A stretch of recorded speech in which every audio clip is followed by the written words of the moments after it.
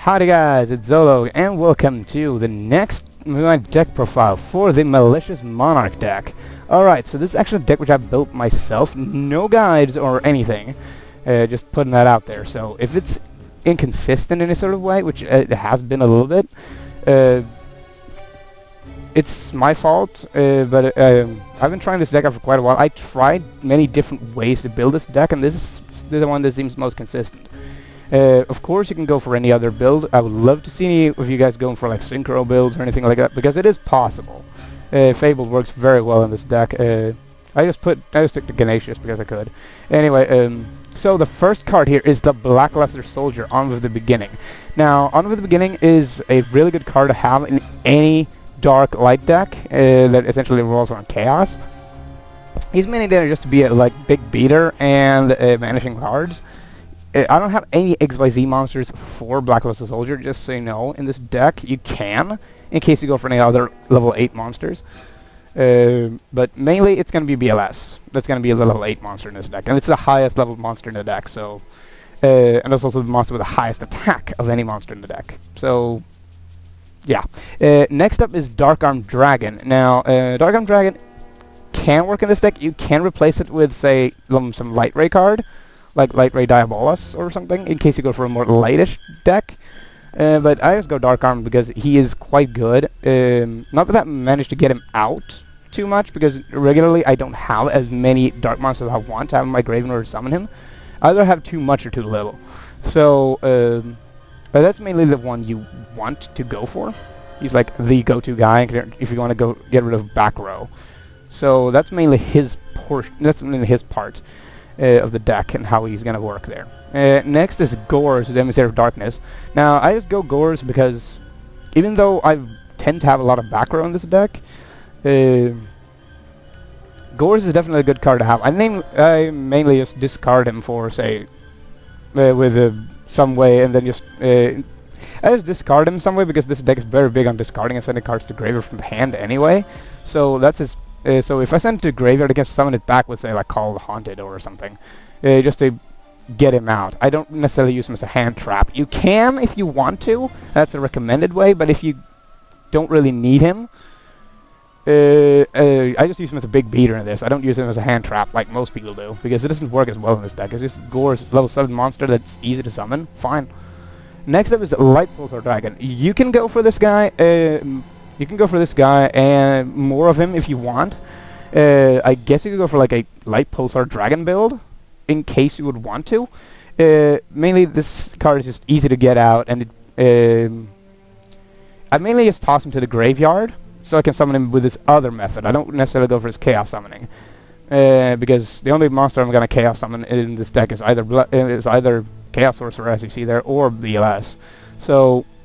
yeah, I mainly use his other ability to summon himself back by sending a light and dark monster from my hand to the graveyard. And the go-to ones is Sulcius and Malicious. But anyway, we're not there yet.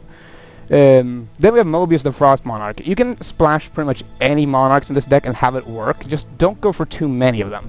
I generally just go for 4 monarchs because they're good. You can put like any other of them in the siding, which I probably should do real quick. Let's go for Monarch. Let's see, what should we go for? Thestalos, Grandmarg, Delg, not that he's really so useful in this deck, Zaborg, even though I'd rather go Caius, but actually no, Zaborg, you're out of here because you're level 5, not level 6. And no of their support, so don't even try to go there. Grandmarg, the Gold Earth Monarch, or however you say it, I don't go for him because he's OCG, and this deck is mainly just going to be TCG stuff, but you can go for an OCG build too, in case you want to, but I mainly just do this just because it's TCG. So, I go for Mobius, Caius, Kuraz, and Raisa. Notice that these cards are, especially Kuraz and Mobius, are mainly there to take care of back row, whereas Ryza and Caius are mainly there for taking care of monsters. Then we have Chaos Sorcerer. Now, Chaos Sorcerer I mainly just use to summon an easy to summon level 6 monster. Then use this effect, banish something my opponent controls. Then go for some Xyz monster after that. to, you know, get rid of his bad effect. Then we have one of the two big cards in this deck, the Fabled Sulcius. Sulcius is actually a pretty awesome card, since it can get around most traps. I mean, it gets around, like, Torrential. It can get around Dark. It can get around any sort of entry trap, except for maybe Bottomless, but that's all I can think of. And Compulse. That's like the two ones you can't get around with this guy with. However, you're gonna discard him anyway, so it doesn't really matter too much. And with Compulse back at 1, this guy's gonna see a lot more play. Since he can summon himself by just sending 2 cards from your hand to the graveyard to special summon him. And one of those cards that you use him for, that you send to graveyard special summon, is most likely going to be a Destiny Hero Malicious. Yes, you can go for a quick rank 7, X6 XYZ. So this deck is mainly level 6 monsters. There aren't that many monsters which aren't level 6, and with the exception of Caius, with the exception of Mobius and Ryza and Caius, most of them can be special summoned. I mean, sure, you can special summon them, but they won't get their effects. But most of these level 6 monsters are your special cards you can special summon from the graveyard very easily. Next we have Dark Grepher. You can go for Light Ray Grepher in case you want to. I would not recommend it though. Also, you can go for like 3 Armageddon Knights in case you don't want to go Dark Grepher. I just go Dark Grepher just in case I want to go for like in case I have a Monarch on my hand. I guess discard like Malicious. Go for this special summon and then normal summon Caius, then special summon and then banish a monster my opponent controls. Then just go for Malicious and boom, XYZ right after that. Next up, Armageddon Knight. Now you can either go for Dark Grepher or Armageddon Knight. I personally go for both. I'd go for 2 Greffers and 1 Armageddon. Mainly because Armageddon is, well, yeah, he's good. You can summon him and then send a dark monster from your deck to your graveyard. So that's the main reason why he's there. So yeah, that's definitely a useful card. Next up we have the Fabled Ganesha. Now Ganesha, I don't find myself using too much. I'm mainly just using him there for tribute thingy. By discarding him with, say, Dark World Dealings and then just go for Zen Mains.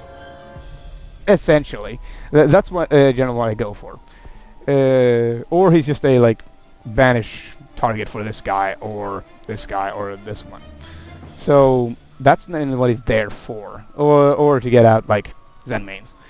Other than that, that's pretty much all he's for. And I have 3 of him just because he's quite easy to get out. And also, he's a good guard for... a good thing for a pinpoint card too. So next up, Tour Guide. Now any deck that goes for rank 3 Xyz monsters knows why to use Tour Guide. It's so good. Do I really need to explain this one? You just normal summon it and special summon one level 3 fiend type monster from your hand or deck. The weird thing is you can go for some like level 3 beast, some level 3 fiends instead. Actually, I think I'm gonna do that instead of Ganesha, now when I think about it. Because there are some Fabled Fiends that are like level 3. So, let's see here. No, not Ruby Ruda, he's a beast. Not Ganesha. Diff, I think, is Fiend. Yes, he's Fiend. However, I don't really care much for him. Kushano is actually pretty good. So I'm gonna put a stack in 3 Kushanos instead. No, actually, Ganesha is probably a better way to go. Actually, you go like 2 Ganeshas and 1 Kushano. Mainly because you can discard like Sulcius to the graveyard to get this guy back up to your hand. And he's a fiend too, so you can summon him with Tour Guide, which is like awesome. Let me just sort this real quick. Next up we have Max C. Now there's a reason why I have this card in here. It's mainly a good splashable card, as well as it allows me to draw more cards, because this deck is extremely hand heavy. It's like one of the more hand heavy decks out there, except for maybe Black Wings without, if they don't have like Black Whirlwind out. So yes, it's one of the more hand-heavy decks that I've seen.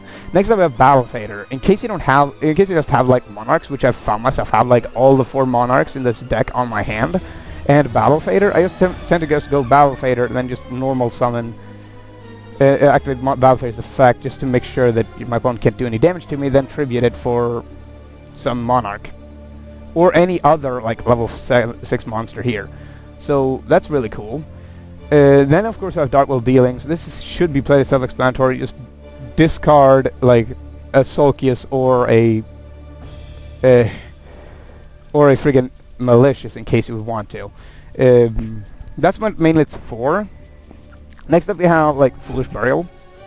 Even though this is not the meat card of the deck, it's good to have. Just send any card from your deck to your graveyard. Send one monster card from your deck to your graveyard. That's really good.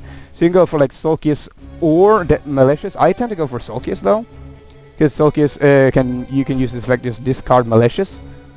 So that's cool. And then we have Burial from a Different Dimension. Now I don't find myself using this card too much, for another reason which you'll see a little bit later. But I mainly just go for it in case I have like BLS on my hand and I don't have any, and I've already banished my 2 Maliciouses. I would banish like 2 Malicious and I have 1 Malicious on my side of the field. So that's mainly why I have Burial here. I don't really know why else I would have it, but it's a good card. Next up here we have the thing that makes this deck run so well besides Sulcius and Malicious. That is the Jewels of the Valiant. Now, this card is one of those cards that I think is either going to be really, really expensive if I want to buy it, or if it's going to be really, really cheap, depending on if well it's going to go in this format. Now, if exactly one monster is banished from your graveyard except doing damage to, hint hint, it's going to be Malicious, you can send 1 monster from your deck to the graveyard with a different attribute than the banished monster.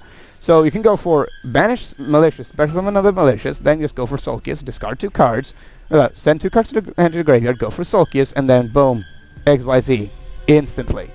It's so good, and Jewels of the Valiant is such a good card. Next up, Advanced Zone. Now, Advanced Zone is like the only spell card in this deck that's gonna be, except for Jewels of the Valiant, which are gonna stick around. So, Advanced Zone, I namely just go for in case I want to get rid of some back row or some set cards my opponent's has in general. I'm not gonna be able to use like the drawing mechanic unless I tribute summon Gores, which why would I? Then we of course have Defense Draw. Now Defense Draw, in case I don't have Battle Fader, I just go for Defense Draw. It's been a really good card since it negates all battle damage you take for 1 attack, and it allows you to draw a card too, so that's really cool. Next up we have Xyz Reborn. XYZ Reborn. I namely use this for all XYZ monsters, namely Gauntlet Shooter, Gauntlet Launcher, but I'm gonna go for him a little bit later. He's like the best card in the deck. So next we have Return from a Different Dimension. Now this is a card which I regularly just play in case I want to go for game, because you can easily go for game with Return from a Different Dimension. As you'll see, as you saw in the duel earlier with this deck, it's so good. But yes, then of course you have the Pinpoint Guard, which is a good defensive mechanic. In case you don't have Battle Fader, it's kind of like an alternative. It's a back row alternative to Battle Fader, which it essentially negates the entire battle thingy. Because your opponent cannot destroy it by battle or by card effects, and it don't take any battle damage because it's in defense mode. The only thing that can possibly go through it is like Bora the Spear, which is a pretty awesome card in this format.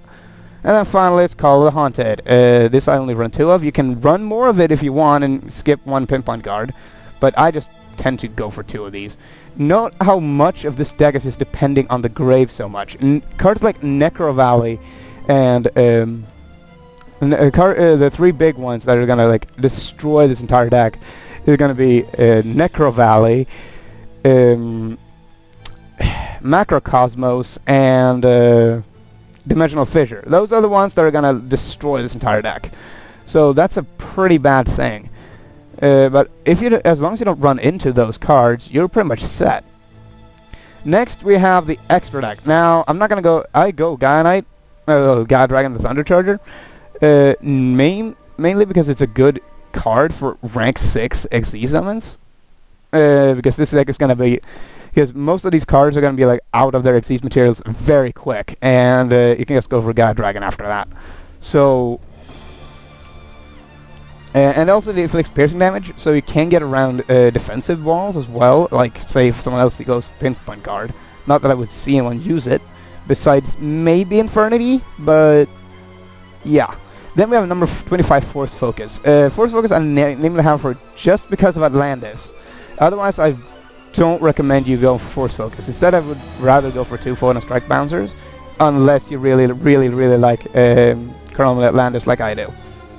Next up, we have Photon Strike Bouncer. This is like one of the 2 Xyz monsters in this deck that I go for. This is the one that I go for first turn, just to block anything that my opponent does, any shenanigans that my opponent tend to do with monsters. So, yes, and it blocks pretty much any meta deck out there right now. It blocks Infernity, it blocks any deck that might be meta. I mean, it blocks Infernity, it blocks, what's his face? Not Infernity, Black Wings, it can block other Monarch decks, anything that really that goes for monster effects. I mean, even against Dragon Rulers, if they were relevant in this format, this thing would be the card to go to. Sadly, since Malicious was back at 2 when the Dragon Rulers were hot, this was kind of lame. However, this deck would have been great to use against the Dragon Rulers back in the day. Sadly, it wasn't meant to be until now. So next I have Swordbreaker. Now Swordbreaker is just something I mainly put in the splash on the deck just because. It's pretty awesome. It's mainly a good attacker, and it's kind of like the, you know,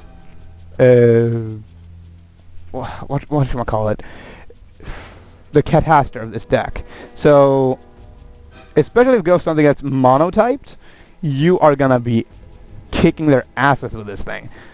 Next up, Atlantis, of course, because a Force Focus, this is just going to be a big beater, nothing else, nothing really big there.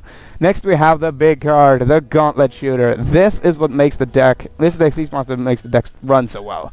You just go, pop 2 cards your opponent controls, then instantly go for a Gaia Charger. Then instantly go for like a Thunder Charger. So, that is awesome. It's like, too good. Next up we have Insector Exabeetle. It's also going to be like a big beater, along with the fact that you can use it as a Scrap Dragon if you want to. However, this one is a little bit better than that, because that way you can get rid of things like, then you don't have to worry about someone going for like a Mechlord Emperor or something, which this one sends to the grave that doesn't destroy them, so you get around playing mildly around it, so that's cool. Next we have Lava Ball Chain. Now this is mainly another way for me just to get my cards in the graveyard. I mainly splash 3 of these just in case. You can go for other rank 4 monsters in case you would want to, like Utopia would probably be a good choice for this deck. However, I mainly just go Chain because he's pretty good. Next we have the Daigusto Emerald. Now I only put 1 of these in here, namely because in case I have like all the freaking Monarchs in my grave, in case I have like Mobius, Kaios, and Ryza in my grave, I can just go for Daigusto Emerald and send them all back into the deck and then draw one card. That's essentially what he's for. So, yes. Then we have Zen Mains. Now, Zen Mains, tour guide. Do I need to say anything else? As for extra, as for siding, I just put any other like Monarch you would want to have in your siding, because that way you can go for a little bit more utility, and handle a lot more decks in case you go for matches. So yeah, because the Monarch's actually quite versatile in general, and yes, our Frognarchs, don't put Treeborn Frog in this, because it's horrible in this. I tried it out, it didn't work out too well. But yes, so that's the entire deck. I hope you like it, and in case you come up with some cool cards, which I would like to have here, or if they make any more new rank 6 XYZ monsters, tell me about it in the comments section down below, and tell me anything that would be good in this. Also would like to see you guys try this deck out for yourselves and post video responses. That would be kind of cool. So yes, I'm just gonna save it. and I'll be seeing you guys next time with the deck profile for my Fabled deck, no, for my chaotic Fabled deck, which is also a pretty good deck. It's not as good as this one though, but it's still good. So yes, I'll see you guys next time.